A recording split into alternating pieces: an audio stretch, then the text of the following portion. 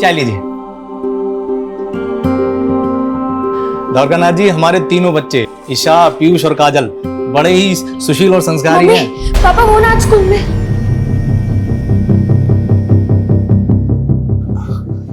ये हमारी बेटी है काजल। काजल, सबको नमस्ते करो। हाय। अरे काजल, तेरे कपड़ों को क्या हुआ? वो हम स्कूल में खेलते वक्त गिर गए थे। जाओ कपड़े बदल के आओ। वो कहा है ना कि काजल हम तीनों में सबसे छोटी है, इसलिए सबसे ज्यादा नटखट है। वो कहते हैं ना, छोटे पैकेट में बड़ा धमाका। मम्मी, समोसा बहुत गर्म है। हमेशा गड़बड़ करती है लड़की। देखना आज फिर ताऊजी से डांट खाएगी।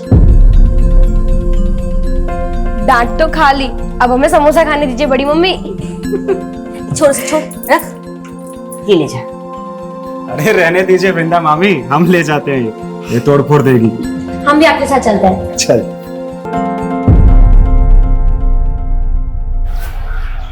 ईशा, वैसे पसंद क्या है आपकी? मूवीज देखना, खाना बनाना, यही सब। खाना बनाना? अच्छा, हमें तो आज तक कुछ बना कर नहीं दिया। और हमको भी कहाँ खिलाया। तुम दोनों क्या कर रहे हो यहाँ पे? ये लो जूस। अरे होने वाले जीजा जी से मिलने आए है ना पीयूष भैया? और नहीं तो क्या। दिवेश जीजू, हम तीनों भाई बहन है ना, हर जगह साथ जाते हैं, तो अगर आप ईशा दीदी को लेकर गए तो हमको भी साथ लेकर जाना पड़ेगा। और हमको भी। अरे बाप रे, अब एक काम करते हैं, तुम तीनों को कहीं जाने की जरूरत नहीं है। शादी के बाद हम ही यहाँ रहने आ जाते हैं। तो बड़ा मजा आएगा, क्यों ईशा दीदी?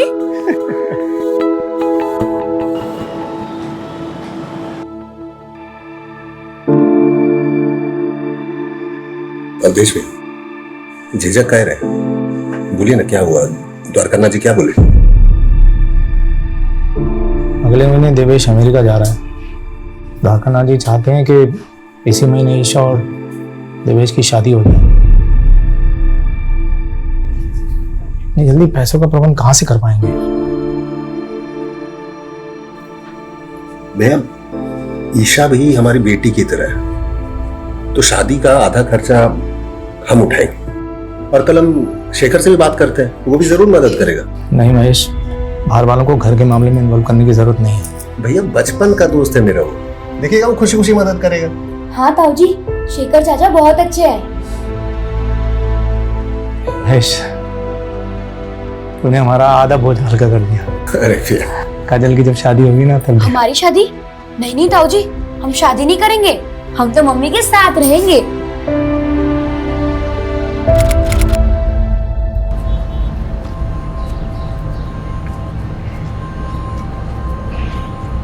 ए काजल,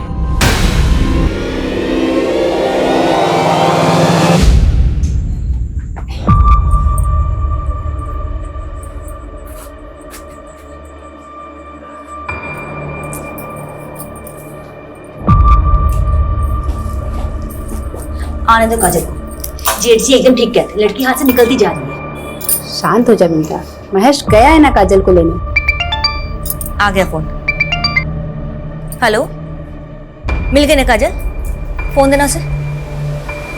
वृंदा, काजल भारती के घर आई ही नहीं। क्या? तो कहीं कहाँ वो? महेश, मिली क्या? नहीं। देख तू चिंता मत कर, किसी ने कुछ कह दिया होगा, यहाँ वहाँ मुंह फुला के बैठी होगी, मिल जाएगी। चल वहां ढूंढते हैं।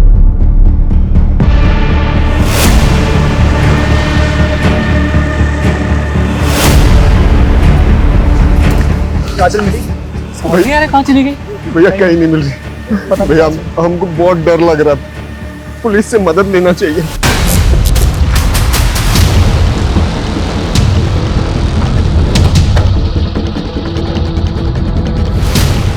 आपने आखिरी बार काजल को यहीं देखा था? जी हाँ। अरे पापा, रास्ता भूल गए क्या? हमारा घर तो उस तरफ है। बेटा भूला नहीं, बस है ना, मैं काम पूरा करके आ रहे हैं। तो हम भी आपके साथ चलते हैं और आते वक्त हम चॉकलेट ले लेंगे। बेटा तो चॉकलेट तो शंभू चाचा से ले ले, हम बस काम खत्म करके आ गए। काजल की तस्वीर सभी पुलिस स्टेशन में सर्कुलेट करो। सर, आसपास की सभी दुकानें बंद हैं, अब तो सुबह जब दुकानें खुलेंगी सभी को इन्फॉर्मेशन मिलेगी। मैं शर्मा, छोटी बच्ची का मामला सुबह तक का इंतजार नहीं कर सकती। पेट्रोलिंग टीम से कहो कि तुरंत बच्ची की तलाश शुरू करें और पास में एक नाला है वहाँ भी चेक करो। Okay sir.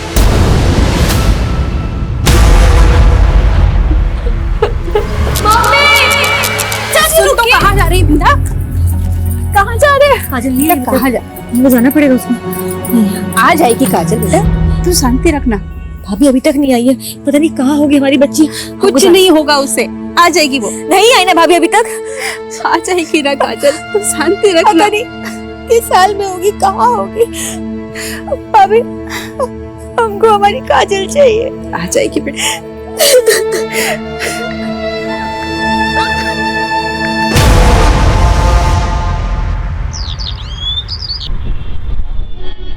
जी साहब, काजल कल शाम में दुकान पे आई थी हमारे।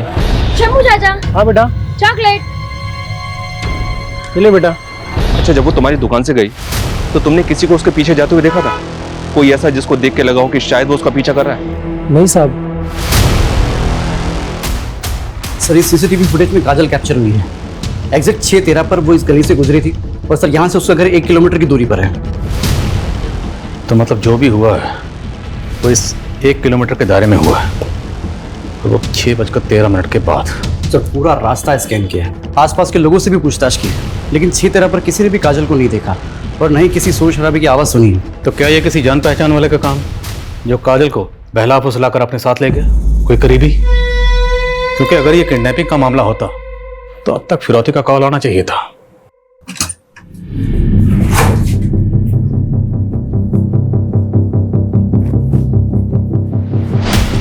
वृंदा, पापा नहीं मिल रही। नहीं मिली। वृंदा मिली? नहीं। अम्मा पूरा घर छान लिए, पड़ोसी में पूछ लिया, चाची नहीं मिल रही। भगवान कहाँ गई होगी? भाभी, आप और ईशा यही रहिए, हम लोग बाहर जाकर देखते हैं।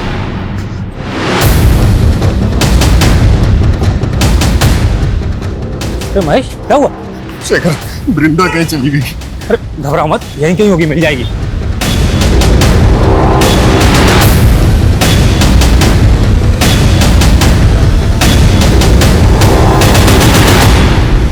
वृंदा मामी मामी, आप यहाँ क्या कर रही हैं? आ जाएगी काजल।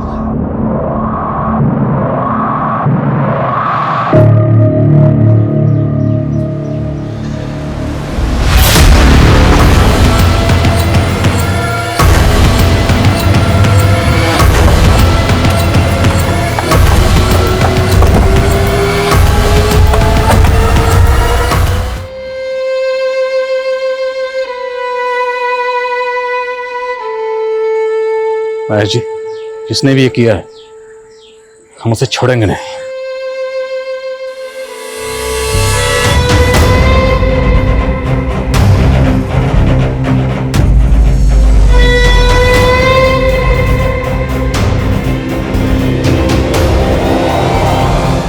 सर, काजल की पीएम रिपोर्ट। उसकी मौत गला घोटने से हुई है सर। और रेप तो नहीं हुआ सर, लेकिन टॉर्चर काफी किया गया उसे। पीठ और सीने पर जख्मों के कई सारे निशान हैं। 12 साल की मासूम बच्ची के साथ इतनी हैवानियत, और ये सोचकर ही मेरा खून खौल रहा है कि वह हैवान अभी भी आजाद घूम रहा है। शर्मा, वो हैवान मुझे किसी भी सूरत में जल्द से जल्द सलाखों के पीछे चाहिए।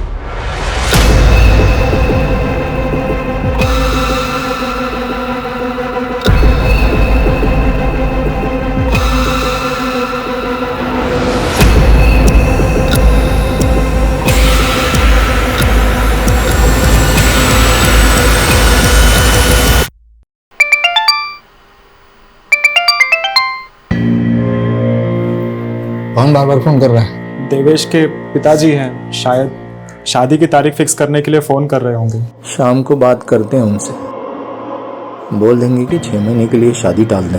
लेकिन अगर देवेश एक बार अमेरिका चला गया तो फिर पता नहीं कब लौट कर आएगा। तो क्या करें? यहाँ हमारे भाई की बेटी की जान गई है और तुमको अपनी बेटी की शादी की पड़ी है, हैं? भैया, भाभी सही कह रही। अभी शादी टल गया तो हो सकता है कि रिश्ता भी टूट जाए। इससे अच्छा रिश्ता हाथ से जाने मत दीजिए। क्या कह रहे तुम? सही कह रहे। ईशा और देवेश की शादी इसी महीने होना जरूरी है।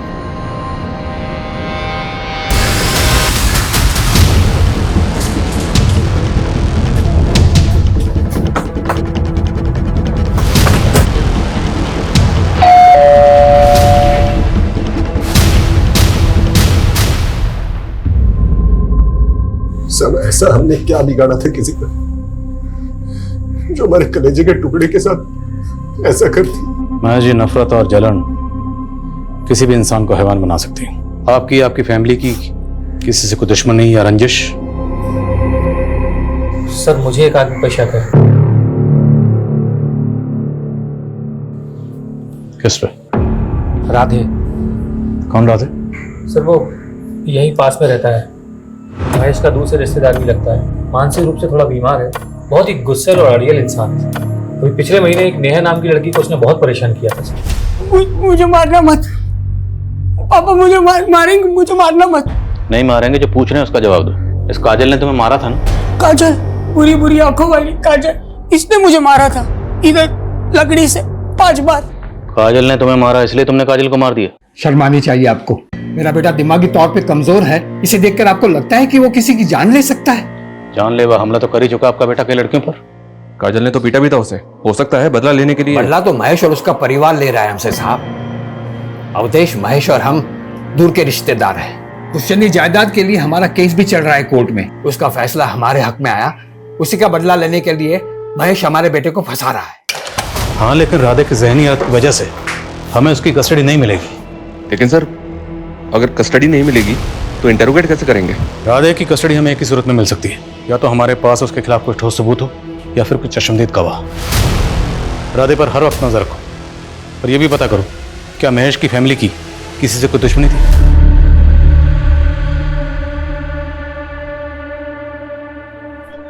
उठे, उठ। अरे कौन आवाज कर रहा है? उठ, उठ, उठ, उठ। राजा, चल,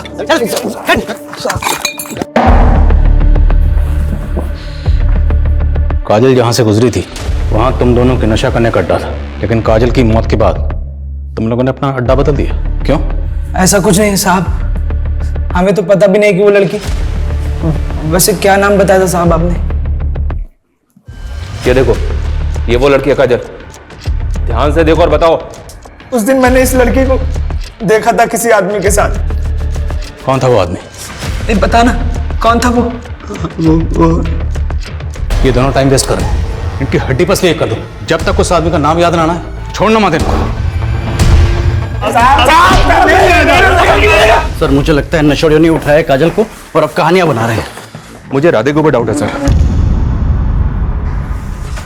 तो सवाल यह है कि काजल को अगर राधे या कोई और जबरदस्ती उठाकर लेकर गया होता तो काजल शोर तो मचाती। ऐसा कुछ हुआ ही नहीं, क्यों? हो सकता है सर पीछे से हमला किया हो अचानक। दोनों नशेड़ी पर नजर रखो और राधे से पूछताछ करते रहो, देखते के सामने आता। Right sir. और एक बात सर, हमने काजल के नेबर्स और घर वालों से तो बात की है, लेकिन काजल जिस स्कूल में पढ़ती है वहां पे बात नहीं की अभी तक। शर्मा, महज 12 साल की बच्ची थी, तो स्कूल में ऐसा क्या हुआ होगा जो बात मर्डर तक पहुंच जाए? जुवेनाइल क्राइम्स आजकल काफी बढ़ गए हैं, इसलिए। सर स्कूल क्राइम और शूटआउट बाहर के देशों में भी देखने को मिले हैं और हमारे यहाँ भी। ठीक है, बात करते हैं स्कूल में। 1 2 3 4 5 6। इसे तो प्रीफेक्ट बनना था ना, चलना आता है नहीं, बनेंगे प्रीफेक्ट। तुम खुद को बुली समझते हो? हम बुली समझते नहीं है बच्चू, हम बुली हैं। स्कूल में सब डरते हैं हमसे। गुड मॉर्निंग सीना sir. Good morning sir, good morning. देखा कैसे डर गया ना। दोबारा हमें यहाँ हमारे दोस्तों को तंग मत करना, वरना सच में प्रिंसिपल सर को बता देंगे। फिर ना ही तुम प्रीफेक्ट रहोगे और ना ही स्कूल में। उस दिन के बाद से आकाश उसके पीछे पड़ गया था और एक दिन तो उसने हद ही कर दी। फिर हमने आकाश को 10 दिन के लिए स्कूल से सस्पेंड कर दिया और उसे प्रीफेक्ट की पोजीशन से हटा दिया और उसकी जगह हमने काजल को प्रीफेक्ट बना दिया।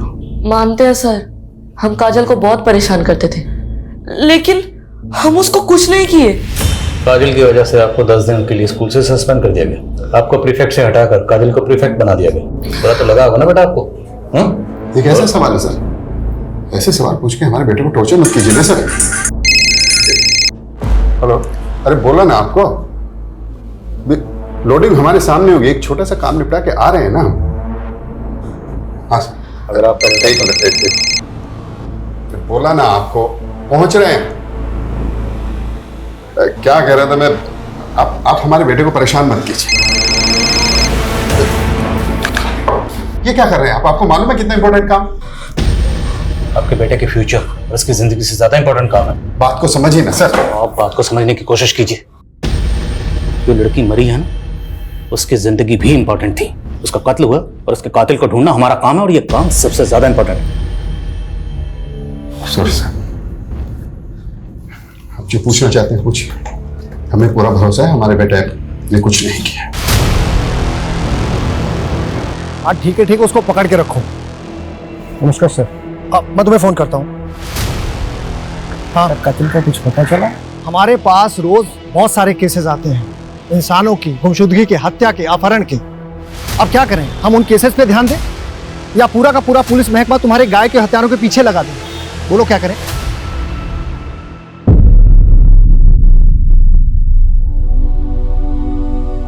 माँ, ईशु दी की शादी में ना मैं ये पहनूंगी, अच्छी लग रही हूँ ना? एकदम परी लग रही है। वृंदा, भाभी साड़ी दी है आज पूजा में पहनने के लिए।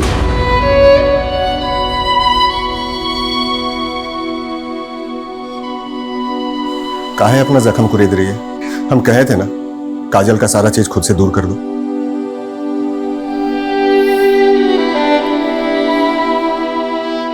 वृंदा, ईशा भी हमारी बेटी है और 10 दिन के बाद उसकी शादी है, तो ये मातम छोड़ो और शादी की तैयारी के लिए भाभी का हाथ बटाओ। काफी अजीब है सर, काजल की हत्या को अभी कुछ ही दिन हुए हैं और उस घर में शादी भी हो रही है। इतनी जल्दबाजी आखिर किस लिए? सर, वो दोनों नशेड़ी आलोक और प्रेम कुछ बताना चाहते हैं।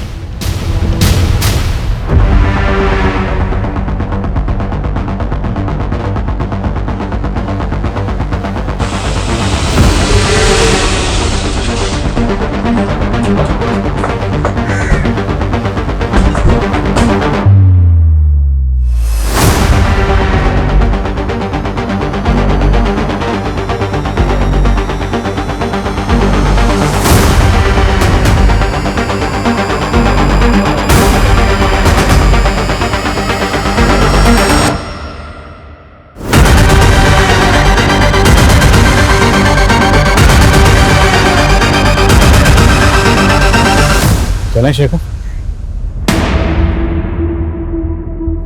शेखर? सर, क्या शेखर ने काजल को मारा? नहीं सर, हम नहीं मान सकते सर। देखिए, हमें 2 चश्मदीद गवाह मिले जिन्होंने उस रात काजल को शेखर के साथ जाते हुए देखा था। लेकिन सर, शेखर हमारा बचपन का दोस्त है सर। हाँ, मैं मिला था उस शाम काजल से। ए काजल, कहाँ भटक रही है? भूतनी तो भटकेगी और क्या करेगी? अच्छा ये बताए, भूतनी गोलगप्पे खाएगी? तो चल मेरे साथ। फिर तुम काजल को अपने साथ ले गए, उसे मारा पीटा, उसका गला दबाया और उसकी आंखें निकाल ली। इतनी घटिया हरकत, तुम जैसे इंसान को तो जीने का भी हक नहीं। हाँ सर, सही कहा आपने, मुझे जीने का कोई हक नहीं। मुझे फांसी दे दीजिए सर। ये ड्रामा बंद कर, ये बोल कि काजल को क्यों मारा, कहां मारा और कैसे मारा, वरना मार मार के उगलवाएंगे। मारिए सर मुझे, मारिए सर मुझे। मैं इसी लायक हूँ, मैं इसी लायक हूँ सर।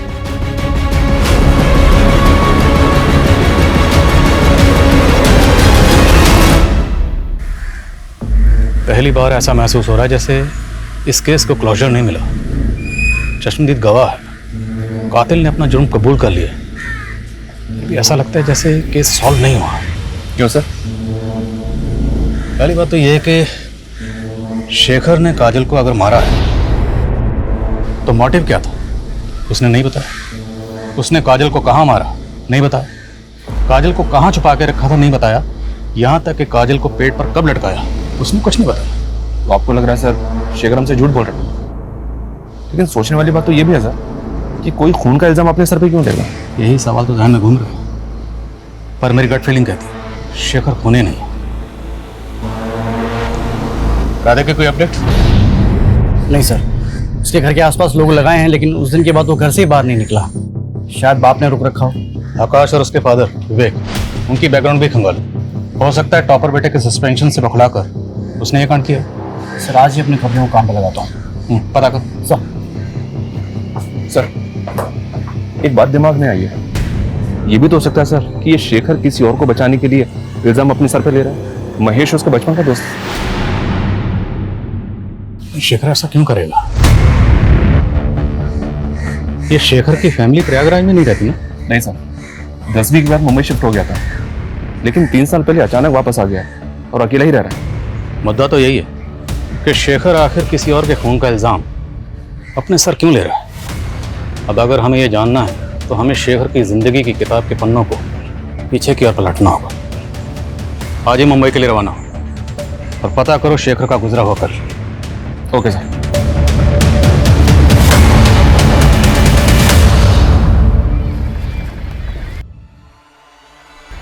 शेखर आज मत जाओ ना ऑफिस। क्या करें, जाना तो हम भी नहीं चाहते, पर हम ना अपना सारा काम जल्दी से जल्दी निपटाना चाहते हैं ताकि अपने बच्चे और तुमको ज्यादा से ज्यादा समय दे सकें। चलो अपना ध्यान रखना।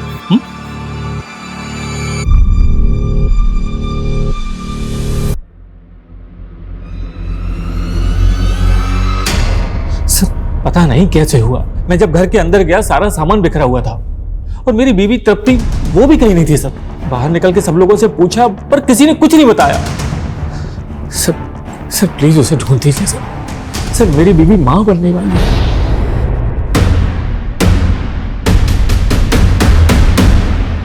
क्या शेखर पर उसकी बीवी की मौत का चार्ज लगा था? जी सर, शेखर 1 साल तक जेल में था, डिप्रेशन में चला गया था। फिर जब कोई सबूत या गवाह नहीं मिला तो उसे छोड़ दिया गया। और दोनों मियां बीवी के बीच अनबन की वजह क्या थी? वो पता नहीं चला। उसकी बीवी तृप्ति मिली? No sir. उसकी डेड बॉडी? No sir. मैंने एसएचओ वागले से कहा है कि इस केस में कोई भी अपडेट मिलता है तो वो इन्फॉर्म करे। लेकिन एक बात समझ में नहीं आ रही, शेखर की बीवी तृप्ति गायब हुई 3 साल पहले, तो 3 साल पहले गुजरे उस हादसे का काजल के केस से क्या ताल्लुक हो सकता है? कहीं ऐसा तो नहीं कि शेखर ने अपनी बीवी का कत्ल किया था लेकिन सजा से बच गया, अब वही गिल्ट उससे काजल का कत्ल कबूल करवा रहा है? सर कमें सर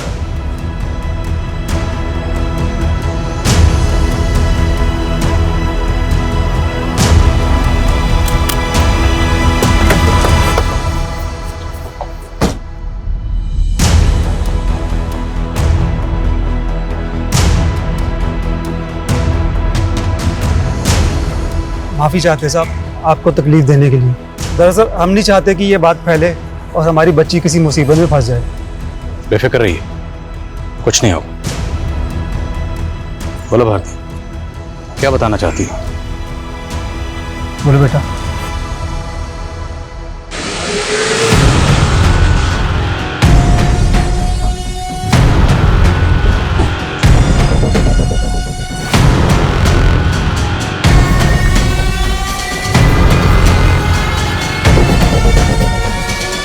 उठा मैडम।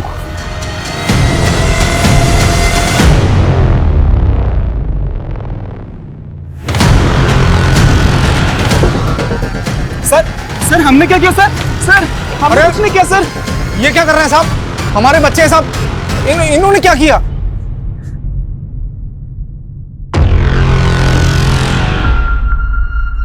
सुना है तुम तीनों भाई बहन में बड़ा प्यार था और तुम दोनों में तो कुछ ज्यादा ही प्यार था। इश्क, एक नाजायज रिश्ता। तुम दोनों के राज से पर्दा उठ चुका है। अब बेहतर यही होगा कि आगे की कहानी तुम लोग खुद बताओ। बोलो। हाँ सर, ये सच है कि हम दोनों एक दूसरे से प्यार करते, बचपन से साथ में खेलते कूदते बड़े हुए, और हमें पता है कि समाज कभी भी रिश्ता मंजूर नहीं करेगा, मगर हमने कभी पीयूष को अपना भाई नहीं माना और नहीं मानेंगे। आप बाबूजी तो बचपन में ही बस हादसे में गुजर गए थे। उसके बाद में महेश मामा और अद्वेश मामा ने ही मेरा पालन पोषण किया। ईशा की शादी हम किसी और से होते हुए नहीं देख सकते थे, और ना ही ईशा के साथ शादी हम सबके सामने कर सकते थे, इसीलिए हमने ये रिश्ता सबसे छिपाया था। पीयूष, 1 महीने में शादी हो रही है हमारी। हम मर जाएंगे लेकिन किसी और से शादी नहीं करेंगे। हम तेरी शादी के एक दिन पहले यहाँ से भाग जाएंगे, मुंबई चले जाएंगे। फिक्र मत करना तू, मत कर तू फिक्र, मैं सब संभाल लूंगा। ईशा दीदी, पीयूष भैया। अगर काजल इसके बारे में पूरे परिवार को बता देती तो तुम दोनों के भागने का प्लान चौपट हो जाता। उस दिन तुम काजल को भारती के घर के बाहर मिले थे, झूठ तो बोलना मत, क्योंकि भारती हमें सब कुछ पहले ही बता चुकी है। हाँ, ये बात सच है सर। हम जानते हैं हमसे बहुत बड़ी गलती हो गई है। ईशा को भी समझ में आ गया है। हमने भागने का प्लान भी कैंसिल कर दिया है। सच्ची, सब कुछ वैसा ही चलेगा जैसा कि घर वाले चाहते हैं। तुम समझ रही हो ना हम क्या कह रहे हैं? तुम किसी को बताओगे तो नहीं? ठीक है भैया, हम किसी को नहीं बताएंगे, पर आप अपना वादा तो नहीं तोड़ोगे ना? नहीं, पक्का वाला प्रॉमिस। ठीक है। काजल ने वादा किया था कि वो किसी को कुछ नहीं बताएगी। हमने भरोसा किया था उस पर उसने तुम्हारे विश्वास को तोड़ दिया। उसने अपनी दोस्त भारती को सब कुछ बता दिया था। तुम काजल को मिले, आप उसे अपने साथ ले गए, उसे मारा पीटा, उसकी आंखें निकालने, उसका गला दबाया। नहीं सर, ये बिल्कुल झूठ है सर। हमने काजल को नहीं मारा। इसी भतीजी की शादी के लिए मरे जा रहे थे ना आप? हाँ, अपनी बेटी के शौक से ज्यादा आपको इसकी शादी की पड़ी थी। ईशा और पीयूष के साथ साथ आप भी मेरी बेटी की मौत के जिम्मेदार हैं।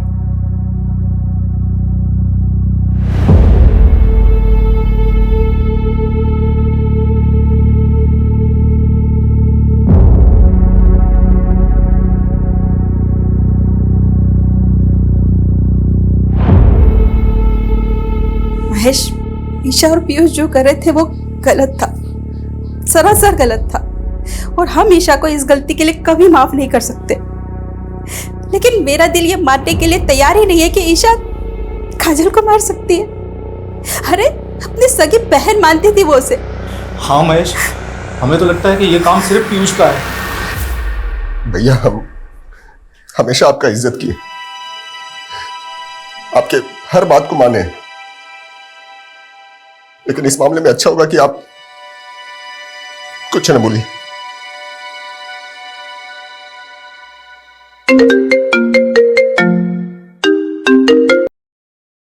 हाँ बागले, बोलो। क्या शेखर की बीवी तृप्ति जिंदा है? जी सर, ऐसे जो वागले ने ढूंढ निकाला। शर्मा, तुरंत मुंबई के लिए निकलो।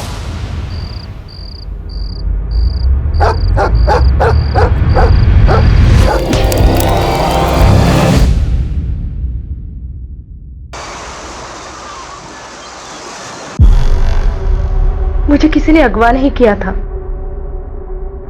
मैं राकेश से प्यार करती थी। शेखर की कंपनी में राकेश ड्राइवर था।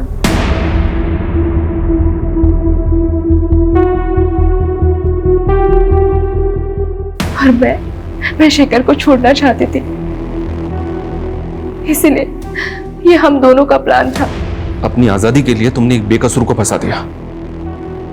इससे तो अच्छा होता कि तुम उसे साफ साफ बात कर लेते, डिवोर्स दे देते। मेरे फैमिली वाले मुझे डिवोर्स लेने नहीं देते, पर तब मैंने ये नहीं सोचा था कि शेखर मेरे खून के हिसाब में जेल चला जाएगा। पर एक तरह से मैंने भी सजा भुगती। कैसी सजा? शेखर से अलग होने के बाद मैं कभी खुश नहीं रह पाई। मेरा बच्चा भी मरा हुआ पैदा हुआ। शेखर भी डिप्रेशन में था और अभी भी जेल में बंद है वो। एक बच्ची के खून का इल्जाम है उसके सर पे। साहब, शेखर कभी खून नहीं कर सकता। वो तो बहुत नेक इंसान है। मैं ही बेवकूफ थी जो उसको समझ नहीं पाई। सर, इस शेखर की हिस्ट्री जानने के बाद तो तकरीबन यकीन से कह सकते हैं कि ये निर्दोष है। पीयूष और ईशा दोनों अपनी बात पर अड़े हुए, लेकिन दोनों काफी शातिर हैं। एक ही घर में रह रहे थे, अफेयर चल रहा था, लेकिन किसी को भनक तक नहीं लगने दी। लेकिन सर, पीयूष के खिलाफ हमारे पास कोई सबूत नहीं है। पीयूष से मिलने के बाद काजल सीधे अपने घर गई थी, जहां उसके पिता और शेखर उसे मिले थे। यानी कि पीयूष से मिलने के बाद तो बिल्कुल ठीक थी। राधे की कोई अपडेट? नहीं सर, कोई सस्पिशियस मूवमेंट नहीं है। तो फिर आखिर इस केस की चाबी है कहां? एक काम करते हैं, शुरू से शुरू करते हैं। काजल सबसे पहले मिली थी पीयूष को भारती के घर के बाहर। उस वक्त बजे थे 5:15 सर। 5:15। फिर वहां से जब काजल अपने घर लौट रही थी तो वो अपने पिता महेश से मिली। टाइम 5:55। फिर वहां से वो शंभू की दुकान पे गई। उस वक्त बजे थे तकरीबन 6:15। 6:15। और 6:30 बजे उसे शेखर मिला, और वहां पर आलोक और प्रेम भी मौजूद थे उस वक्त। और उसके बाद से 36 घंटे के लिए काजल गायब थी। और 36 घंटे बाद उसे सबसे पहले देखा उसकी मां ने, जब उसकी लाश पेड़ पर लटकी हुई थी। इसका मतलब सर, इन 36 घंटों में काजल कहाँ थी, हमें सबसे पहले ये पता करना होगा। और सर, वो लड़का राधे जिसको काजल ने पीटा था, और स्कूल का वो लड़का आकाश, उसका फादर विवेक। सस्पेक्ट बहुत है हमारे सामने, पर इन सस्पेक्ट्स में से कातिल कौन है? या कहीं ऐसा तो नहीं कि कातिल अभी तक हमारी रडार में आया ही ना हो?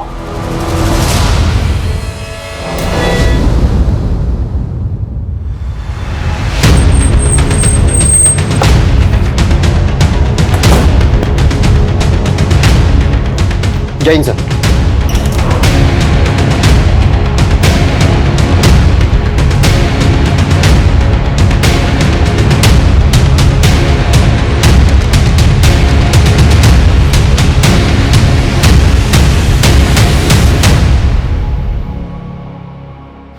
सर, अभी तक काजल से जुड़े लोगों पर शक कर रहे थे हम, लेकिन इस हत्या के बाद अब ऐसा लग रहा है कि ये काम किसी सीरियल किलर का हो सकता है।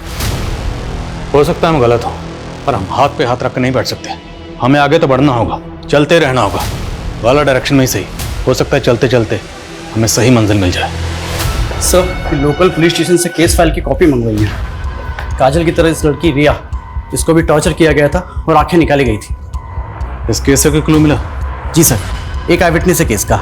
लड़की को अगवा करने से पहले उसने स्कूल के बाहर एक आदमी को टैक्सी पार्क करते हुए देखा था। कौन है टैक्सी ड्राइवर? सर, ये तो अभी तक पता नहीं चला है, लेकिन आई विटनेस का कहना था कि उसका हेयर स्टाइल कुछ अजीब सा था।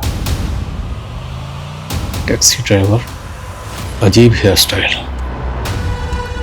काजल की लाश जहां मिली थी वो एरिया अभी भी सील है ना? जी सर। उस पूरे एरिया में पता करो, क्या किसी ने किसी ऐसे टैक्सी वाले को देखा था जिसका हेयर स्टाइल अजीब था? और इस एरिया में जितनी भी सीसीटीवी फुटेज है सबको खंगालो। गाइस, मैं जानता हूं काम बहुत मुश्किल है, but let's crack this case.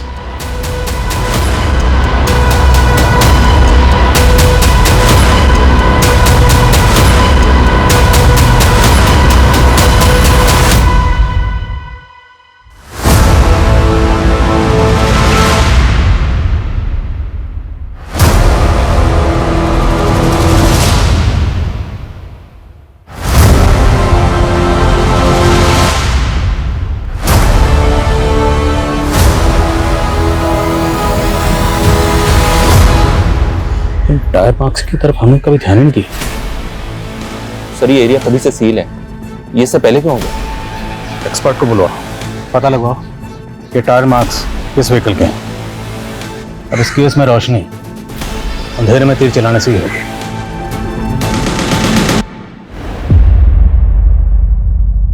Piyush जा चुका है और अब उसे कभी याद भी मत करना। अरे शुक्र मना कि देवेश तुझसे अब भी शादी करने के लिए तैयार है। ईशा, अब और कोई कांड मत करना। हम वादा करते हैं माँ, अब जैसा बोलेगा हम वैसे ही करेंगे। सर, मैं प्रयागराज में हुए दूसरे सिमिलर केसेस ढूंढ रहा था, तो ये केस मेरे सामने आया, अवनी दीक्षित का। काजल, रिया और अवनी, तीनों केसेस में विक्टिम को पहले टॉर्चर किया गया, उसके बाद उनकी आंखें निकाली गई। और सर इन तीनों में से किसी का भी रेप नहीं हुआ।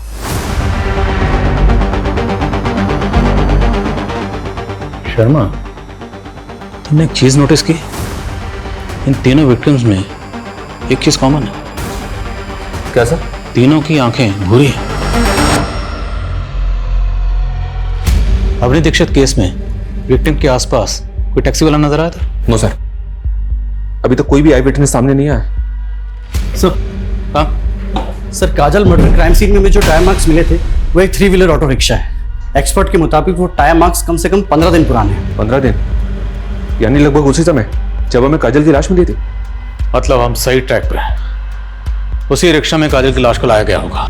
लेकिन सर, आई विटनेस ने रिया के केस में जिस ड्राइवर को देखा था वो टैक्सी चला रहा था। Sharma, let's keep it simple. हम एक ऐसे ड्राइवर को ढूंढ रहे हैं जिसका हेयर स्टाइल अजीब है। फिर वो चाहे रिक्शा चलाता हो, टैक्सी चलाता हो, कोई फर्क नहीं पड़ता। पूरी टीम को काम पे लगाओ। जब तक ये बंदा मिल नहीं जाता कोई घर नहीं जाएगा।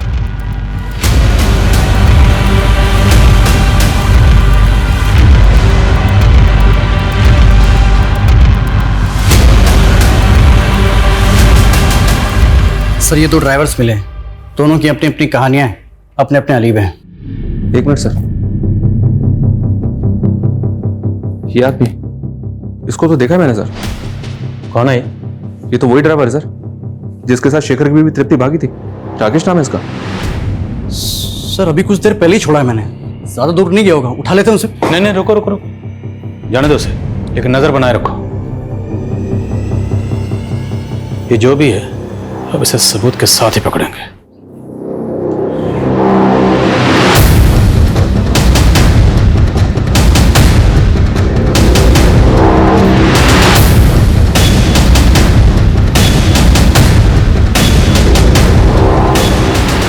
हेलो, हाँ मैं थोड़ी देर बाद वेट कर रहा हूँ।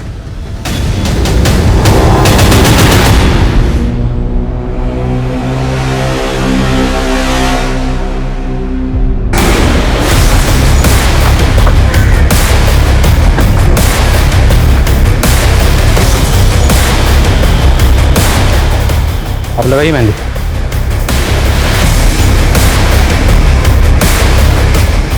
तो केदार जी, राकेश को जानते हैं ना?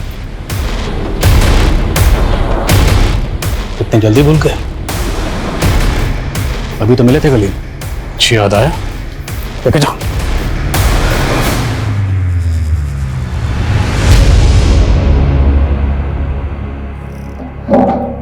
बोलिए केदार जी, सच का बोझ बहुत भारी होता है, उतार दीजिए।